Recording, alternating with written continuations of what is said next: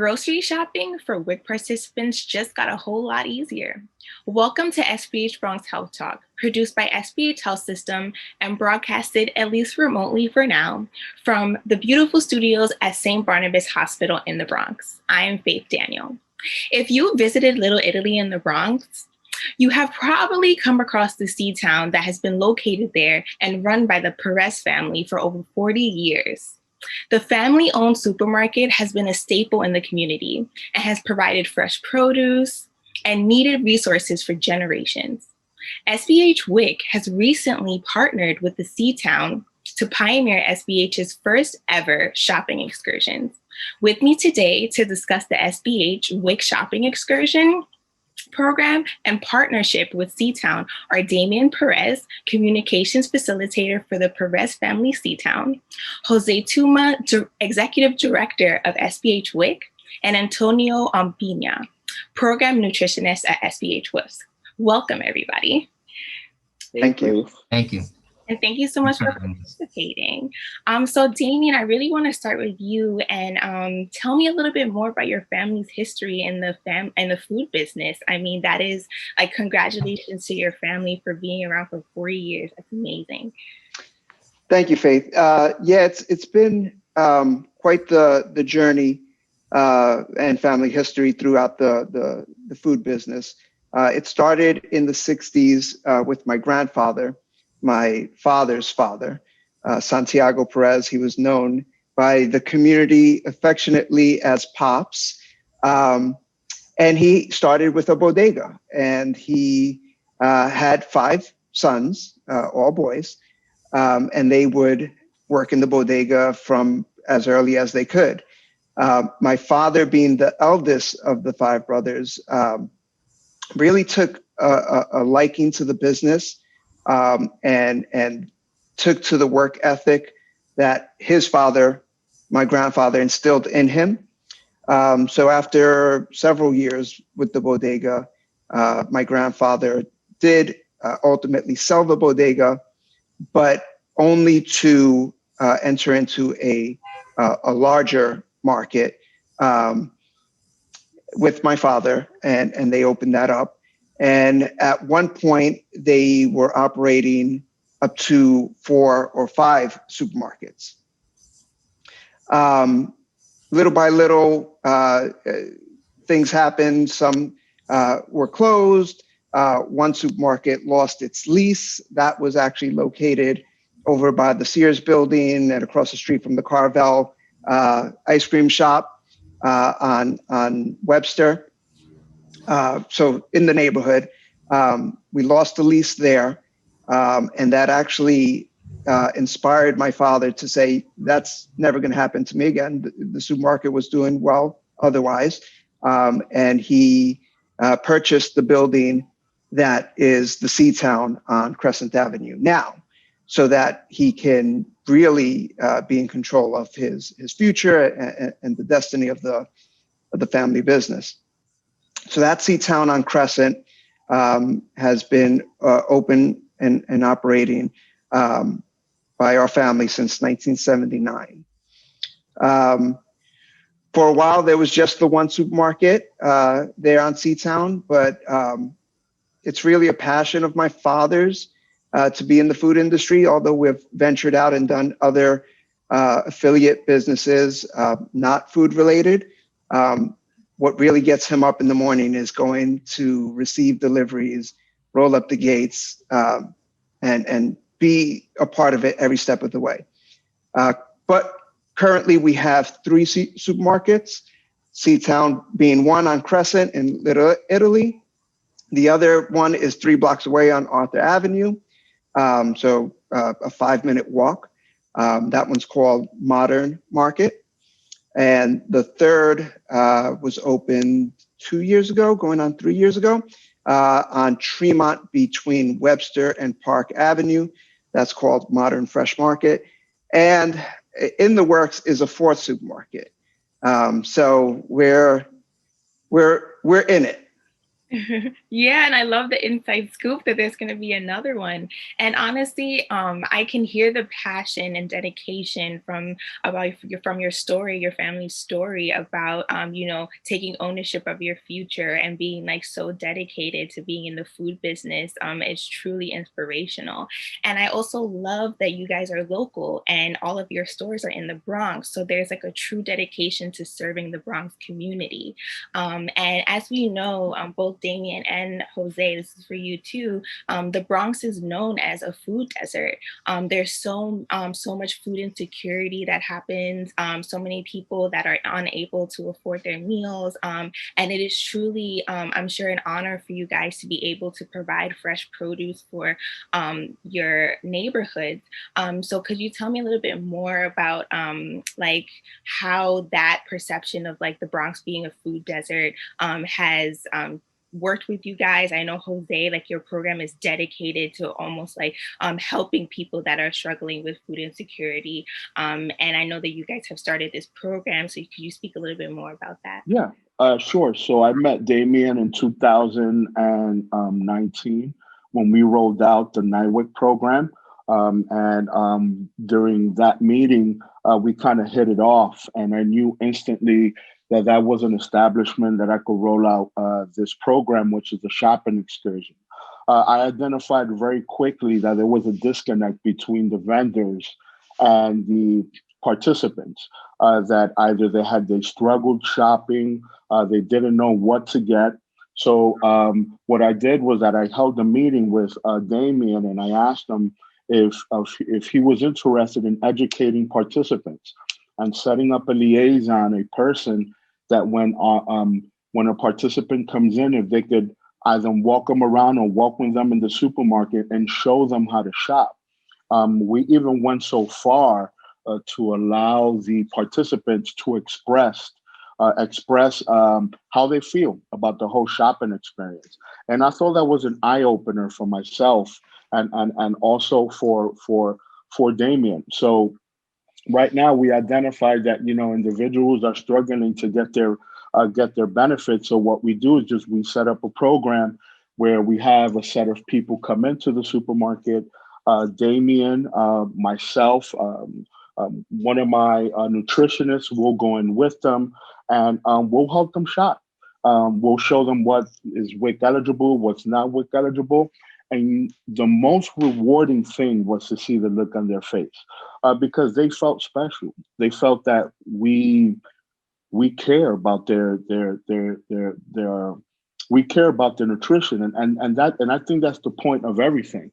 The Damien and I we found this to be very rewarding, and I'm very happy with the success we've had with it. That's amazing. And Damien, what inspired you to also join this partnership?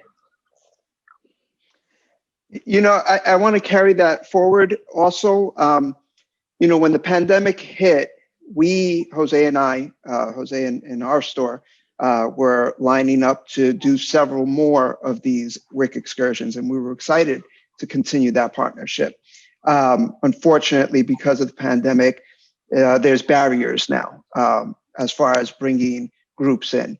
That said, what inspired us to connect when presented with this opportunity was our involvement with the community. From the start of the family business, it's always been a venture of being a part of the community. So we host events yearly. Last year would have been, I believe, the 15th anniversary, where we celebrate the Cinco de Mayo festival in the community. The neighborhood is Little Italy, but there is a very large Mexican population in the community as well, many of which come from the neighborhood or the part of Mexico where the Cinco de Mayo celebrations are more popular or most popular. So we host all these community types of events already. So this was just a perfect fit to further that initiative, that vision, and that mission within the community. Wow, that's amazing. And it sounds like you're very in tune with your community. The fact that you know that there's such a large Mexican community, so you want to serve them. The fact that you know that people are struggling with food insecurity, and you know that WIC participants were having a lot of difficulty shopping in like all supermarkets, not just C-Town. And you were like, I am going to do something about this. And that's truly admirable. Could we speak a little bit more about some of those challenges that WIC participants were having? And maybe, Antonio, you could talk a little bit about maybe dispelling some myths that people have, or some things that you were able to educate people on that they didn't know about from a nutritionist perspective. Sure. Well, a lot of the times when the clients would head over to the supermarkets, it seems like they seem to always feel like they can only buy specific foods with their WIC benefits. With the shopping excursions that we had, we were able to, you can call I guess you can say I'm the middleman, and we can better educate them on more specifically some of the food items that they can buy. A perfect example would be the cereal. The most popular cereal is the General Mills cereal and the Kellogg's cornflakes. 95% of the clients usually get that. But they did not know that they could also get the hot cereal, which would be the Quaker Oats or the cream of wheat.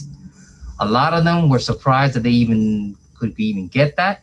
And a lot of them said that they would try to buy some more of those types of items. That's just a perfect example of the types of things that they can buy that they just seem to think that either they're used to buying, or sometimes they feel like maybe they're not used to having the vendors actually tell them exactly what they can buy. It gets a little tricky sometimes, but that's why we were doing these shopping excursions, to just better educate them, because knowledge is power. Right. Very true. I love that. Knowledge is power. And when somebody walks into a store, I imagine that they feel more empowered as well to, especially knowing that this program exists, where they can ask somebody questions, and also like the WIC family is supporting them and helping them through this process. So say if I was a WIC participant, could you walk me through what it would be like if I was to go to a C-Town? Sure. Well, just to make a long story short, let's say, for example, they wanted to buy the perfect example would be like the cereal, and usually most people, when they have breakfast in the morning, they'll have some cereal with milk, or they have oatmeal. Simply go over to the section where the cereal is found. You grab a cereal. Hopefully, they won't buy the same cereal they always buy. Maybe they'll buy the grape nuts. That might be the post grape nuts. Head over to the dairy section and grab a gallon of the 1% low-fat milk, which is one of the things that WIC approved. And also, if they're in the same aisle, they can also grab the cheese. Cheeses is also something that's also, they can buy a variety of cheeses. That would be 3 items they would buy. Head over to the cashier, and with their card, swipe the card, and with the process of using the card, those 3 items would then be removed from their food package. They would get a receipt. The receipt will simply say that they bought those 3 items and whatever was left over. And we also will tell the clients, please keep the receipt and keep your WIC application on your phone if you have it open, so then you can compare and make sure that everything is as it should be. They would simply put the cashier put the items in the bag, and they will be on their way. And that's basically the whole shopping visit that should take place. It should be smooth, seamless, and shopping should be fun. And that's basically how it should be whenever they go shopping with the WIC card. I agree. Yeah, I think I make it a little too fun sometimes, but it is important. It's fun. And if I may just interject, there's also an educational component to it as well, right? Mm-hmm. Where we do make the introduction of all the participants. It's usually 10 to 12 individuals. We make the introduction to Damian and his team. Damian goes ahead and introduces his team over to our participants.